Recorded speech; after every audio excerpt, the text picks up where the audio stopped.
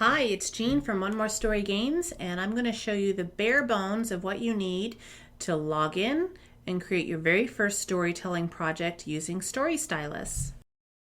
Got your login. Alrighty go. It's going to show you how long you have your subscription for, and it's going to load up the subscription or the project screen, pardon me. So I have a story called The Search for the Perfect Dumpling that I've been working on as my demo story, but I'm going to show you how to create a new one. Create new, edit, delete, and your subscription info. Just click on new. If I were a super user, I could do setting and time period. I can only do a story. So I'm going to call it The Second Dumpling. And I'm going to set it in Vancouver, which is not here. And there'll be quite a few more to choose from as we move forward. All right. So the second dumpling right now is essentially a blank screen.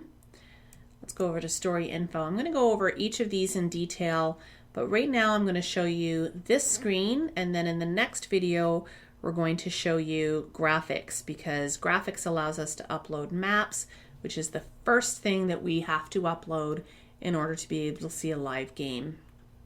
This information here is the store information that you will see when you're playing the game in the game portal.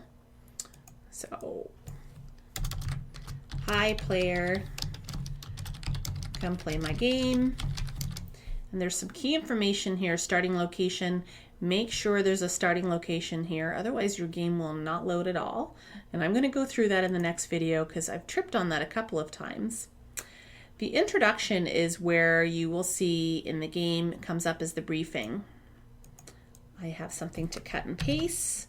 This is a dark and stormy night. I'm going to call it Yum Yum. And let's just quickly go over these different tabs, and then that'll be the end of this video and we'll go into graphics. So we have languages. You can actually work with a translator and translate the story into multiple languages, and also have images swap out.